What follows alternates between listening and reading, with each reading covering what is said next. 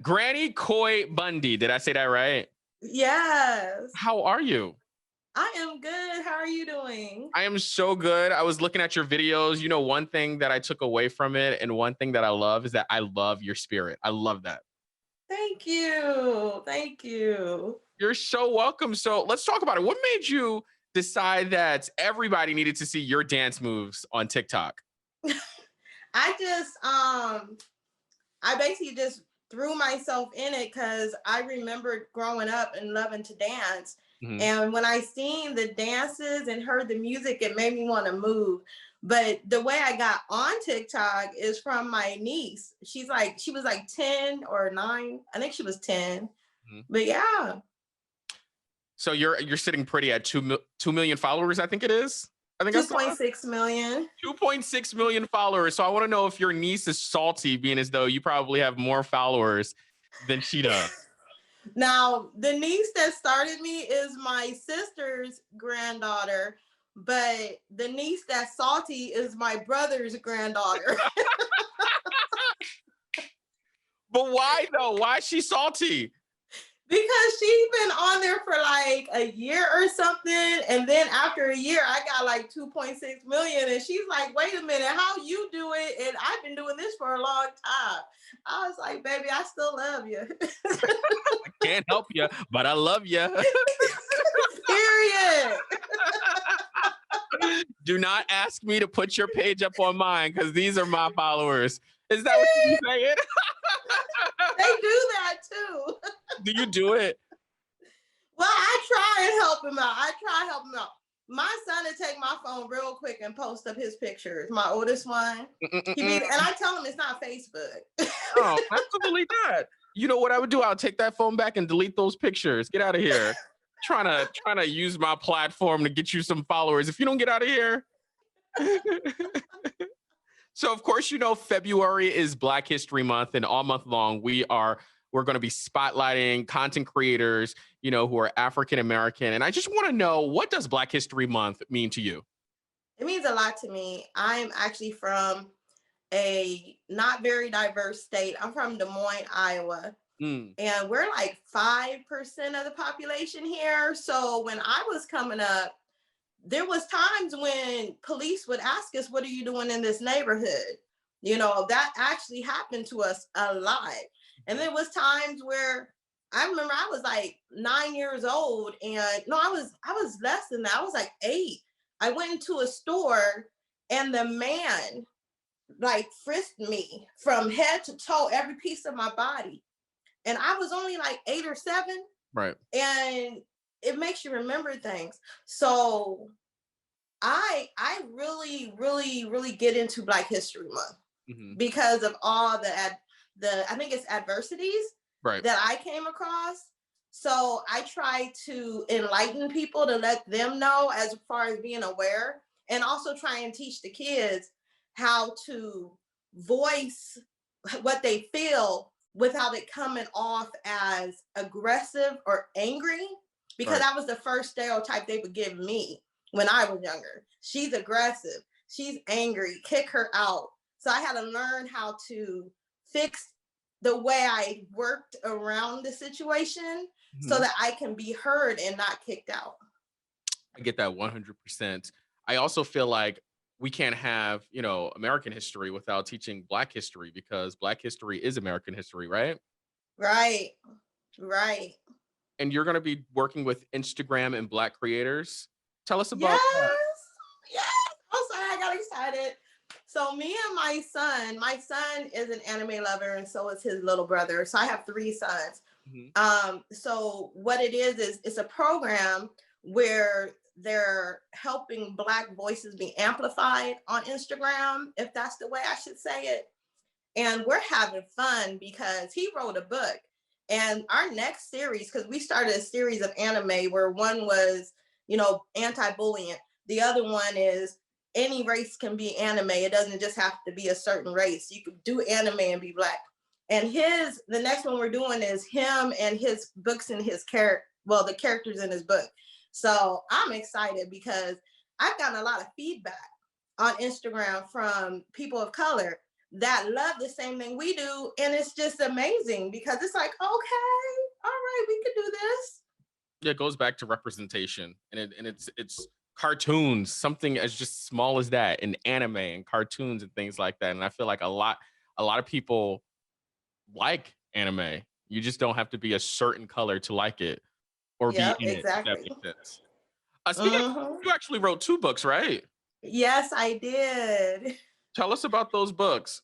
So, so have you ever heard of Karl Marx? He's a socialist from back in the days. Mm-mm. So Karl Marx, he used to say that if you was born to a doctor, your life chances was going to be that you was going to be a doctor. If you was born to a production worker, your life chances were you was going to be a production worker. So I kept that. I learned that in college. And I kept that as I went through life. And so I wrote 2 books about life chances. So the first book is about how you can change your child's life, even though you're in the middle of, like, let's say you're in the middle of the urban community and there's a lot of gangs and drugs. You can move your child out of that environment and change his life chances or her life chances or their life chances. You know what I mean? The Right. second one is about relationships because, I was a hot mess when I was younger. Hot So mess. I wrote about it. Wait, let's talk about why were you a hot mess?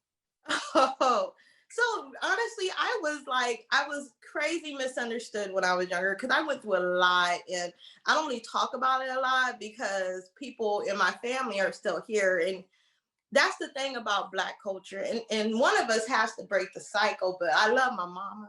So I don't want to see her upset because I'm talking about somebody she know. You know what I mean? But Hmm. I was going through a lot when I was younger. I had trust issues. So I used to drink a lot when I was young and I partied a lot. I mean, I partied a lot. But I also was empowering to myself where I didn't want people to take advantage of me. So I had this huge voice and I played like I was big and strong a lot, even though inside I was really quiet. But I had this party type of mentality where forget all the worries in the world and just party. And what happened was I got older and I realized that when I had my kids, I needed to change and I need to stop partying because I was missing their life. I was missing the memories that you have when you're sober. And but yeah, that's why I was a hot mess. What that book could tell you a lot about it. Did you put on a, not necessarily a character, but you said you were big and you were like, did you do that to keep people away from you? Yes, my uncle Marion, he was a hot mess too. He had like 18 kids. I love him. He used to tell me if you was ever in a corner, act like you the craziest person there. They won't mess with you. It worked. It literally worked. I was 18 years old. I used to travel with the carnival. I was trying to call my mom. I was in Florida. And the owner of well, I'm not going to say who, but this person came in their BMW back in 1992 with their huge cell phone, Uh-huh. which was like this big at the time. The brick. Yeah. So I'm in the car and they started talking about how they could they wanted to do something that wasn't appropriate with me. Mhm. So I was like, oh no, you did. So I started snapping and everything and going off and act like I didn't have no sense. And they dropped me off. They dropped me smooth off, which was a blessing because they didn't have to. They could have kept me and did whatever they wanted to. But it was a lesson that I learned was to act big Mac, but it doesn't work all the time. Just let you know. Well, it seems like it does. Like, ain't nobody trying to deal with someone who want to be acting like that, especially if you're trying to be discreet about it and you being all loud as Yeah, hell. Anybody got time for that? exactly. Exactly. So where can But you know people? what? It let me know at that time that elders, when they tell you something, they telling you something for a reason. They're not just telling you because they think they know everything. They literally are trying to save your life. And that's something that I learned over the years that the younger generation, I love the younger generation. I love them with all my heart. But they don't understand that when older people are trying to tell them something, that we're not trying to rob them of their life. We just trying to teach them. But and I can say that because I was one of them kids that I thought that they were trying to rob me from having fun. I totally get what you're saying because my grandmother would tell me blah blah blah blah. Still to this day, she'll be like, "Don't do that. Do this or do this or do that," and I'll be like, "Man, what?" So I'll do it my way. And the whole thing, how she told me it was going to play out, ends up playing out. And I'll call her and be like, "You were so right." So you know what? Whenever she just tells me to do something a certain way, or to do this or to do it like that, I just do it because it always ends up working out how she says it's going to work out. Yes, You know, yes. It's history repeating itself, but in a different manner. she'll be That's like, all. don't do that." And I'll be like, "But I didn't even finish telling you the story." And she'll be like, "Don't do it." All right, you so fast. Go ahead and do it. See what's happening. And sure enough, she'll end up being right. Yeah, yeah. That sounds like me when I'm talking to my son. I have a 24-year-old Mm-hmm. and he'll be 25 soon. And as soon as he starts opening his mouth and talking about his genius ideal, I'm like, no, it's not going to work. And it doesn't work. But I don't know why in the moment we get so mad at it. I'll be like, "But just let me try it out or working out on my own." But they are trying to show us that there is a 50-foot hole right there. You're about to Yeah. walk inside of it. Don't go that way. And sure enough, we Yes, fall right in the hole, and we should have listened.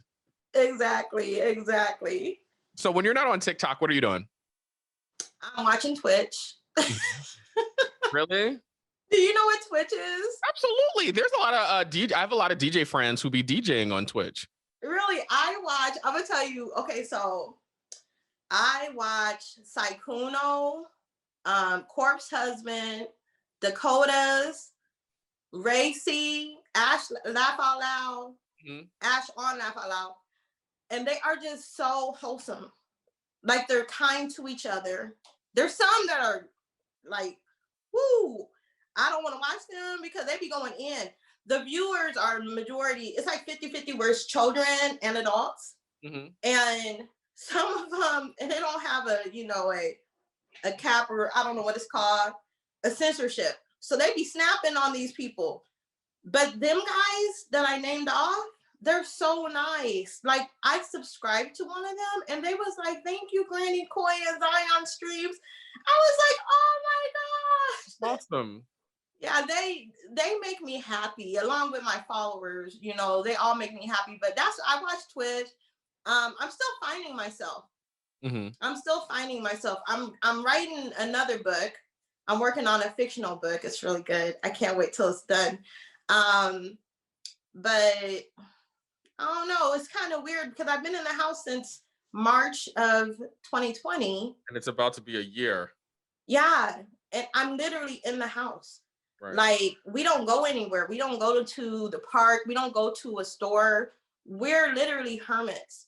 And it's insane that all of this has happened with me being in my house. I have a small house. That's why I'm in my kitchen and you see the back. I don't have all that stuff that other people have, like the backdrop and all that stuff, microphones. But I don't really, I just do stuff in my house. You got to make it work for you. Yeah. Before we go, if you can say one thing to your followers, what would it be? Something I tell them all the time. For every one person that hates you, there's 1,000 people that love you. That's amazing. Granny, thank you so much for jumping on and chatting with us.